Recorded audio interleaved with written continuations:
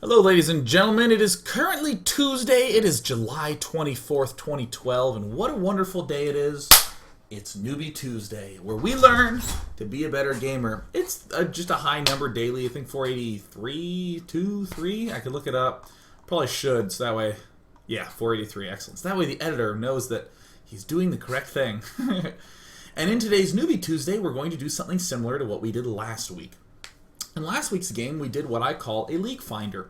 Something that I picked up from when I played poker a lot and would watch a lot of poker videos on all the poker sites like Card Runners and that sort of thing. In the Leakfinder, what we do is we watch a video, a replay of you playing StarCraft, and I'm just going to talk through things that I see going right or things that I see going wrong. Because there's this funny thing that happens when you're watching a pro play, where you'll see him, get tanks really quickly and in this spot, and you'll hear a commentator, a brilliant commentator, let's pick a commentator at random here, Sean D. Apollo Clark, will say something spot on about why his composition is tank heavy. And when you're watching, you'll go, that makes total perfect sense. But then when you sit down to play, suddenly you could go tanks or marauders or marines or get a starport or build an engineering bay or take an expansion. There's so many options there, it can be kind of hard to know what to do. So that's why we do these Leakfinder daily, so that way we can see when all the decisions are before us, what's going awry. I don't think there's anything to announce, and even if there is, I don't care. We're just going to go into the daily. Nice. One thing that I wanted to begin the daily by talking about is some basic ideas that focus on Zerg specifically. Today we're looking at just Zerg Leakfinder games because Zerg operates a little differently than the other races. With Terran and Protoss, there's this ability to constantly produce workers. You can pretty much, if you're Terran and you're looking at a barracks, if it's not making stuff, probably something bad is happening, right? Probably some sort of macro slipping or forgetfulness occurring. But with Zerg, there's this weird fourth resource, which is larva. So that's one thing that I just want to begin everything by framing, is that there are four major resources for Zerg: minerals, gas, supply, and larva. So of course I'm going to begin with the most basic exercise. What is a unit that is very expensive on larva? And what is a unit that is very inexpensive on larva? Well, immediately some things come to mind. Zerglings are really expensive on the larva, right? If you want 40 Zerglings, whoa, you need 20 larva to do that. What about an Ultralisk? You only need one larva to make an Ultralisk. In essence, you can think of how much a unit costs versus how much larva it requires. At various stages of the game, you can consider things fairly larva heavy or larva not heavy. So just to throw something out there, if there is an attack that we could defend with either 5 Infestors or 40 Zerglings, 5 Infestors is a choice that's much cheaper on larva. It's much more expensive on gas, as 40 Zerglings requires no gas, but that's fine. I'm just trying to create a way to talk about things right off the bat. So that is just an idea that we want to begin with. Okay. Whew. Let's go ahead and do some leak finding. In today's daily, what we're going to do is we're going to watch in part 1 some Zerg vs. Protoss games, in part 2 some Zerg vs. Terran games, and in part 3 a brief Zerg vs. Zerg game. And then we'll just take questions and wrap up nice and cleanly so I can get Korean barbecue, because I really want Korean barbecue. I'm feeling particularly decadent this week. I got ramen last night, Korean barbecue tonight, maybe Ethiopian tomorrow. Oh my god, I don't know if you've ever had Ethiopian. It is actually like probably top 3 favorite genres of food. Ooh, get honey wine. Make sure you get the honey wine and the yebeg tibs. So good. So, it's delicious. Let me begin this Newbie Tuesday by noting that there are some principles that you should probably roll with Zerg. One is that you should almost always favor drones over units. As often as you physically possibly can, favor drones. Let me be even more explicit. The correct way to lose is having 80 drones and no units, and then he just kills you. If your losses look like that, then you are in the correct order. You are looking really good. That's good.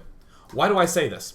There's this really big issue that can happen where you build units. You build like maybe, let's just pick some random stage in the game. You're a Zerg player, you're worried Terran's going to attack you early on, so you build like 15 roaches. In some games, he'll attack you, and your 15 roaches will help you stay alive. In other games, he won't attack you, and you just kind of have 15 roaches lying around. One feels really good, one feels really bad. You're noticing that what happens is it's difficult to know if those roaches were correct or not, because it's really conditional whether those roaches work. With the drones, though, it's much, much easier to do something like say, wow, I didn't build any units. I guess next time I need to build some units, and then to back off a bit. So we're going to be talking a lot about that. Kind of as a corollary to this, a lot of what makes Zerg function well, because the first one is lean as far towards drones as possible. The second basic rule I want to implant in your head is, I lost it. I had it so clearly planned out. Oh God, crap, what was it? Okay, here we go. Okay, the second rule is that rely as much as possible on larva cheap units to defend. As a result, what you'll notice a lot of Zerg players do, maybe you didn't notice this, but this is something you should look for now, is a lot of Zerg players will get a ton of specific upgrades, but no units for those upgrades. They'll get Zergling speed and then not make any Zerglings. They'll get Roach speed and not build any Roaches. They'll get Burrow and never use Burrow all game long. This is the way of Zerg, because what happens is, the correct way that pros do it is they say, man, he could do an attack coming up, and to defend that attack, I need speed Zerglings. So what I do is I research speed, and if he does attack, then I make the Zerglings. If he doesn't, I don't make anything. The reason this is a Zerg-specific technique is that very often when you're playing Zerg, you can do something like suddenly have 30 larvae and build 30 eggs worth of Zerglings, or suddenly build 30 Mutalisks or something like that. So that's a very important aspect with Zerg, is to be getting upgrades for things, kind of as like hedging your bet. And as a result, we want to do some larva-heavy defenses. In the early game, like let's say we're just on hatch tech, let's be aware of what is expensive on larva, kind of middle-ish, and then really cheap on larva. Expensive larva defenses, Zerglings. Next, kind of middle-ish of the road. Roaches and banelings don't require that much larva, they require some. And then queens and spines are at the very, very bottom. Maybe when we get to late game, we might say something like banelings are really expensive on the larva, because if we need 50 banelings, we're going to need 25 larva to do that. And it's all kind of relative, but at points in the game you'll hear me talking about that. Okay, one more thing I want to say, the third thing, is that try to win at hive tech. As a general rule with Zerg, have a plan to win at hive tech. That should be your goal. Always favor drones. Why do I keep blanking out on the second point? I literally just said it seconds ago. Oh yeah. Always favor drones. Make sure that you are getting lots of upgrades and not building units. And in the same vein, make sure that we are trying to do larva cheap units for our defense, and then try to win at hive. These are the three things that I want to know. Now we're going to hop into a game from Don Ceylon, spawning down here at the bottom side. We're going to go ahead and go to his vision. And now what we're going to do is just talk all our way through the game. Through the game.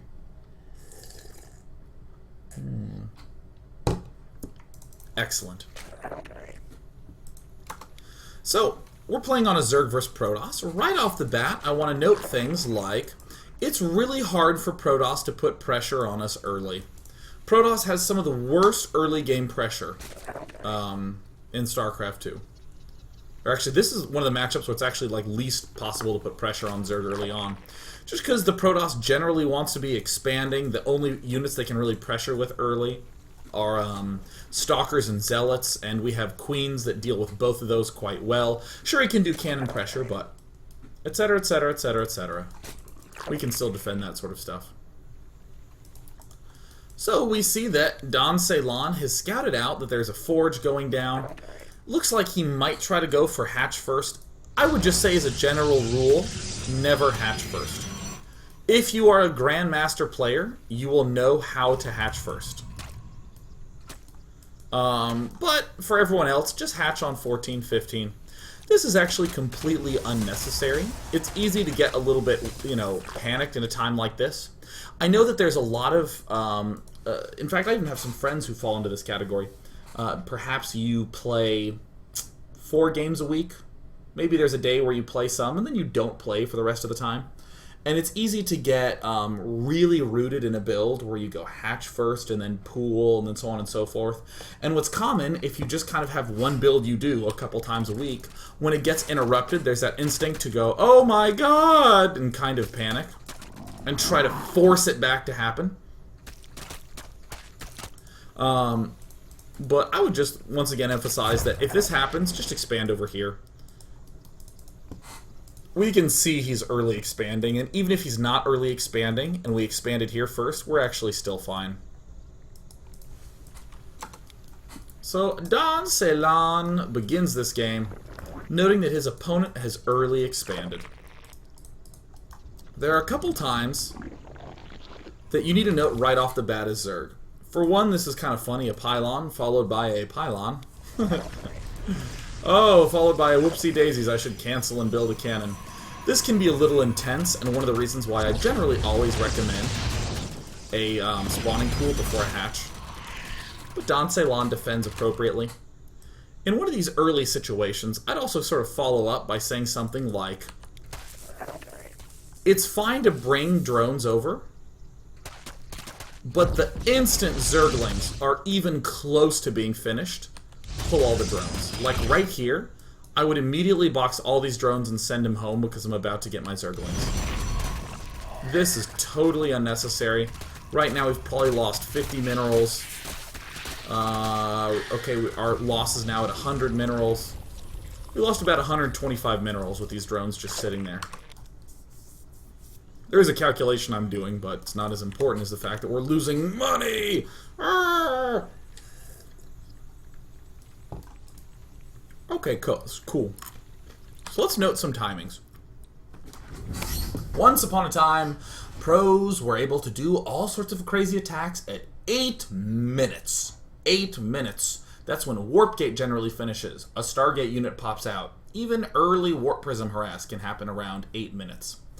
So, what this means is as Zerg right now, I feel great. The only thing he can really do is send maybe one unit at a time, like a Stalker, or a Zealot, or a Sentry if he just wants to sacrifice units because he's terrible. So in other words, in this position, as Don Ceylon, we don't actually need to do anything till 8 minutes. So this is a common happening in many of the ZVP games where people are essentially getting this Roach Warren way too early. We don't need to start this until 7. Or something like this. We literally haven't seen anything, but I want to emphasize, again, you should be building only drones during this period of time.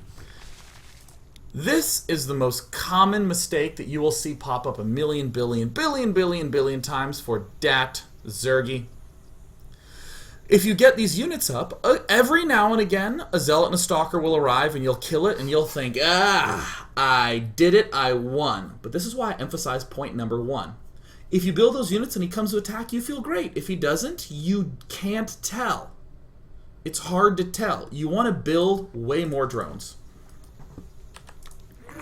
I will assure you that your queens can help you defend against pretty much everything that you need defense against.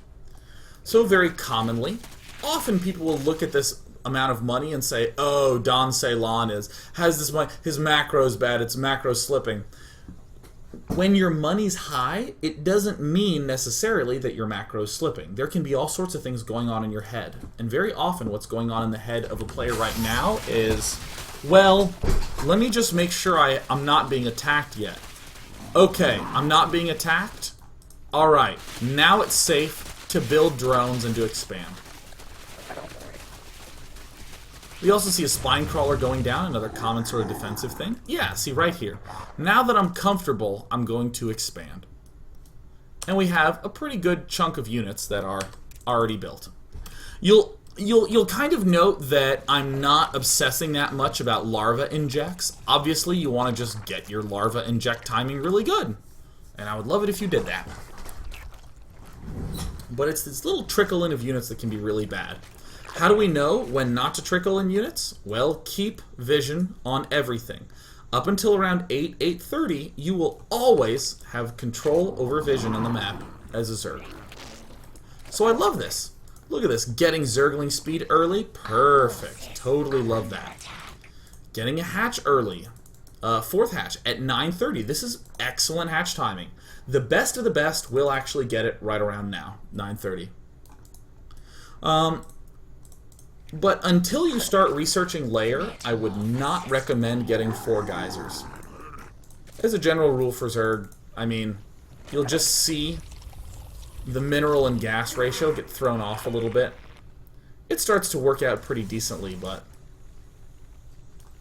I'm going to be speeding through this game pretty quickly.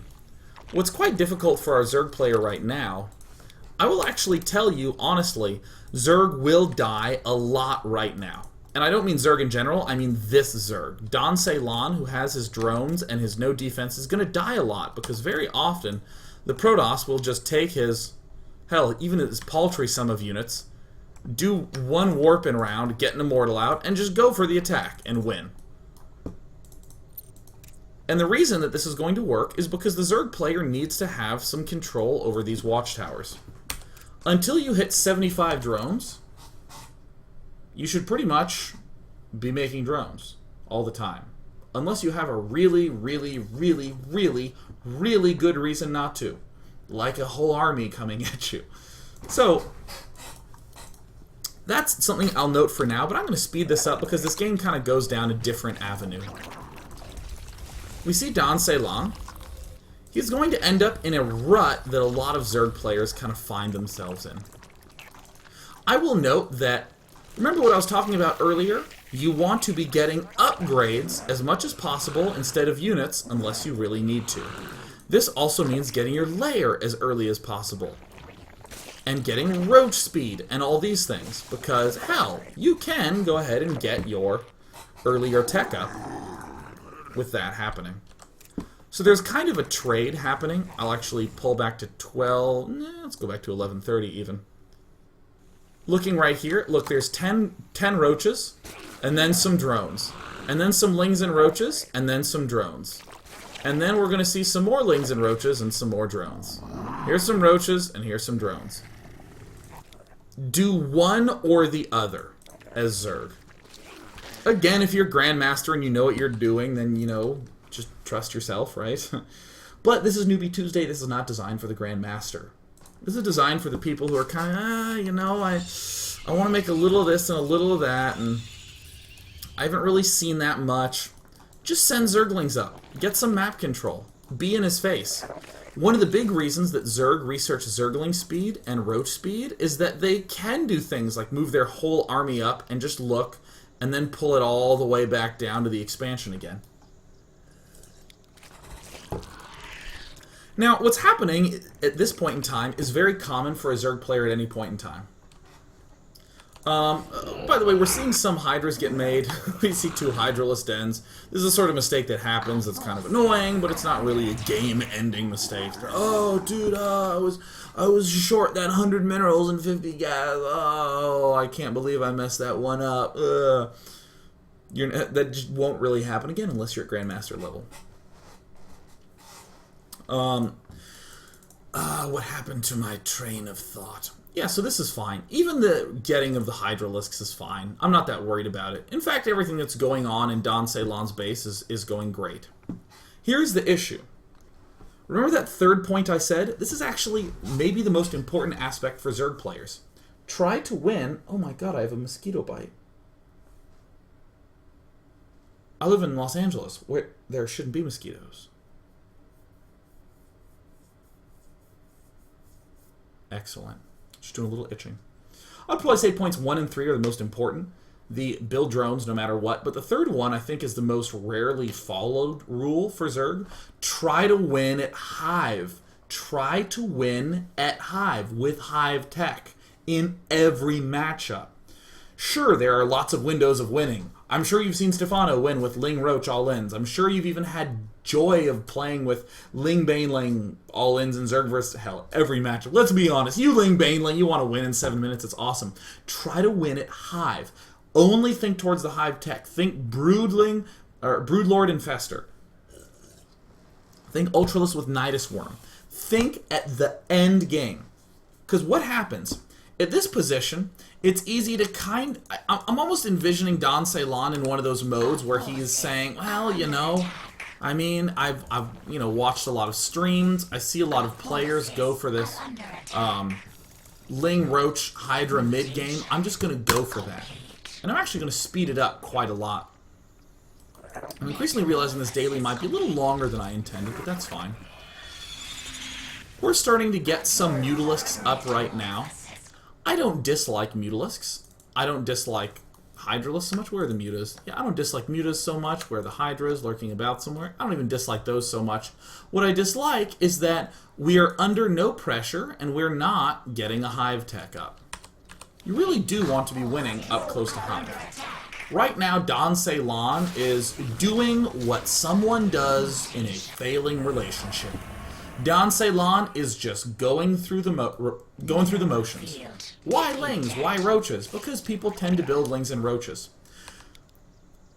I'll emphasize again that what I'm saying right now is not super specific strategy. It's not like saying you need to have your Hive up by 16 minutes. There are other dailies where I'll do that.